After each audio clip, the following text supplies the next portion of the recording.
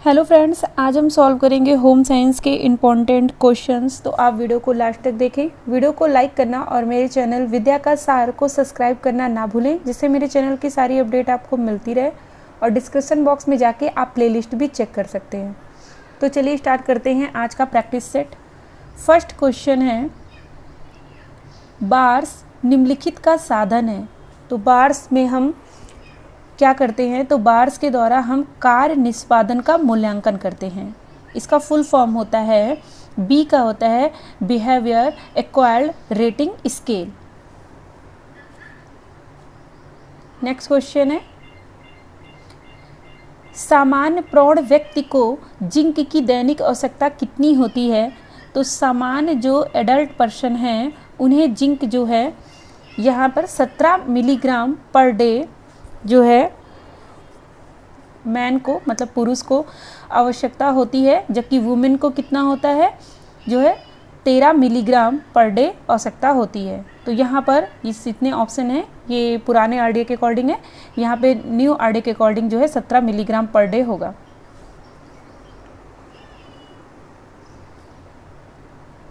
Next question है, निम्नलिखित में से कौन सी विधि पोषण स्तर के मानव मिति की विधि नहीं है। इसमें से कौन सी है जो मानव मिति की विधि नहीं है। तो रक्तचाप जो है वो मानव मिति की विधि के अंतर्गत नहीं आता है, जबकि त्वचा परत की मोटाई का मेजरमेंट भी करा जाता है, कमर की परिधि का भी करा जाता है, व मध्य ऊपरी बाह की परिधि का भी हम करते हैं। तो इसका आंसर है सी।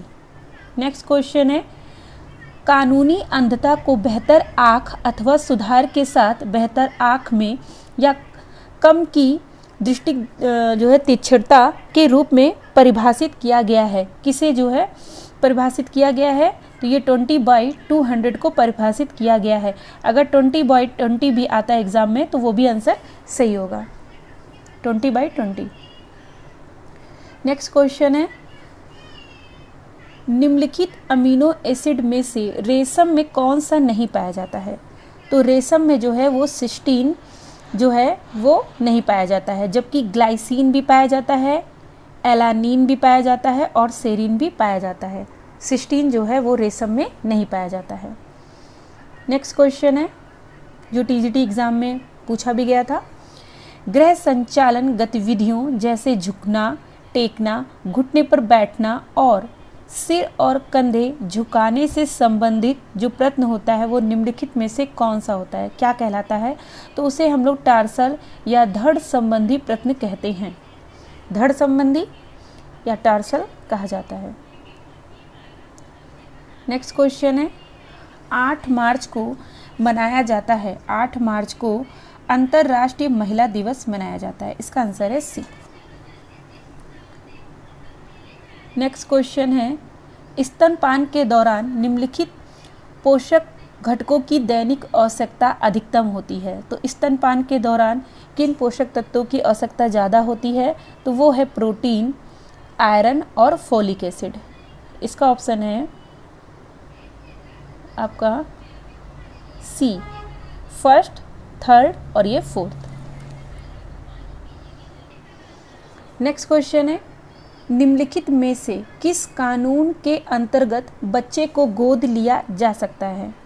किस कानून के अंतर्गत लिया जा सकता है, इसका आंसर है आपका सी,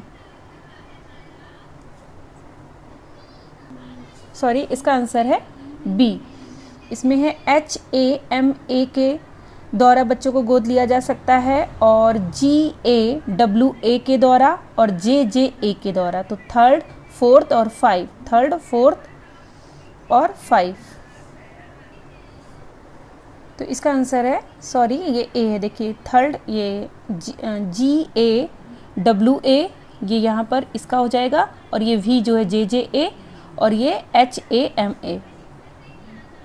नेक्स्ट क्वेश्चन है, निम्नलिखित में से कौन से तंतु पत्ते से प्राप्त किए जाते हैं। तो पत्ते से जो प्राप्त किए जाते हैं वो होता है पिन्ना, सीसल और अबाका। तो यहाँ ऑप्शन में सीसल और अबाका मिल रहा है और पिन्ना भी जो है आपका पत्ते से ही प्राप्त किया जाता है। तो ये ऑप्शन कहाँ पर है, सेकंड और थर्ड, सेकंड और थर्ड ये रहा। तो इसका आंसर है बी।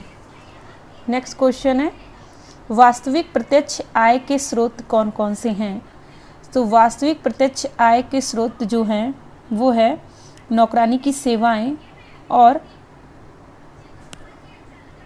नौकरानी की सेवाओं में भी हमें धन खर्च करना पड़ता है और ये चिकित्सा सुविधाएं अगर हमें लेनी होती तो भी धन खर्च करना होता है।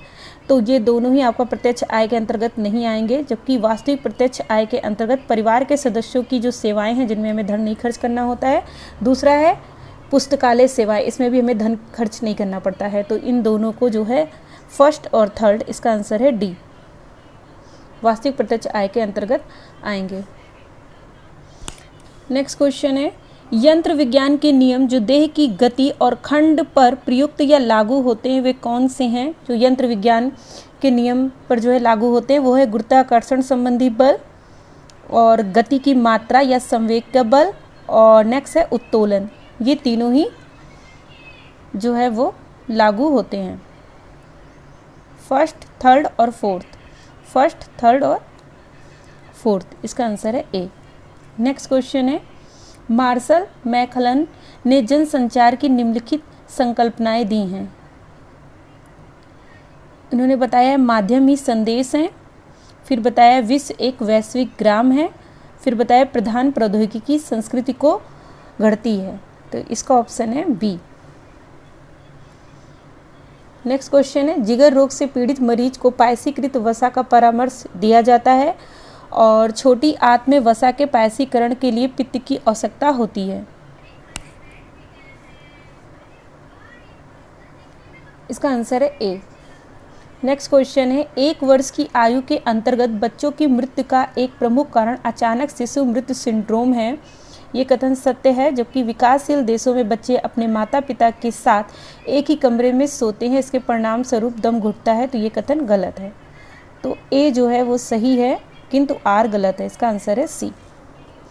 नेक्स्ट क्वेश्चन है, प्रयोगात्मक डिजाइन कारण प्रभाव के बारे में अनुमान करने देता है, और आर है शोधकर्ता स्वतंत्र चर का जोड़ तोड़ करके निर्धारित करता है कि आश्रित चर पर उसका क्या प्रभाव पड़ता है। इसका आंसर है डी, ए और आर दोनों सही हैं। नेक्स्ट क्वेश्चन है, पैटर्न निर्माण मार्कर क्षमता को कम करता है और या उत्पाद की शैली फिटिंग प्रगटन को प्रतिकूल रूप से प्रभावित करता है। आर है पैटर्न निर्माण करने के लिए पैटर्न या नमूने के टुकड़े किए जाते हैं, सीवन छूट कम की जाती है, नमूने के आकार को समायोजित किया जाता है। इसका आंसर है डी, ए गलत है परंतु आर सही है। नेक्स्ट क्वेश्चन है, पिष्ट में या स्टार्च पदार्थ पानी के साथ पकाते समय होने वाले बदलाव का अनुक्रम से लगाइए। तो पहला होगा जिलेशन, फिर होगा जिलेटिनाइजेशन, फिर होगा सिनरेसिस, फिर होगा रिट्रोगिडेशन। तो इसका आंसर है डी, थर्ड जिलेशन, फिर जिलेटिनाइजेशन, सिनरेसिस, फिर लास्ट।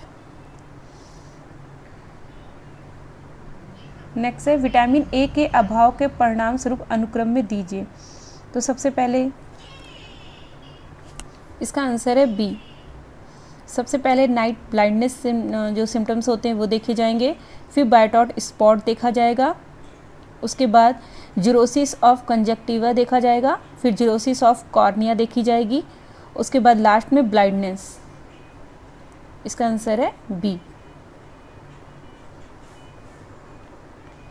नेक्स्ट क्वेश्चन है, निम्नलिखित को विकास की अवस्थाओं के अकॉर्डिंग व्यवस्थित करना है। तो इसमें सबसे पहले क्या होगा? इसका आंसर है डी। इसमें सबसे पहले निषेचन फर्टिलाइजेशन होगा, उसके बाद ब्लास्टोसिस्ट बनना होगा, फिर उसके बाद इनप्लांटेशन होगा, अंतः स्थापित होगा, फिर जो है एम्ब्रियो होगा, फिर फीटस होगा, जो कि क्या होता है, ओवम होता है, एम्ब्रियो होता है, फीटस होता है। तो ये एम्ब्रियो है, स्टेज है, फिर फीटस है। तो इसका आंसर है डी। यहाँ पे 20 क्वेश्चन कंप्लीट हुए। इसके आगे के क्वेश्चन हम नेक्स्ट वीडियो में सॉल्व करेंगे। तो आप वीडियो को लाइक करना और मेरे चैनल विद्या के सार को सब्सक्राइब करना ना भूलें, जिससे मेरे चैनल की सारी अपडेट आपको मिलती रहे। Thank you.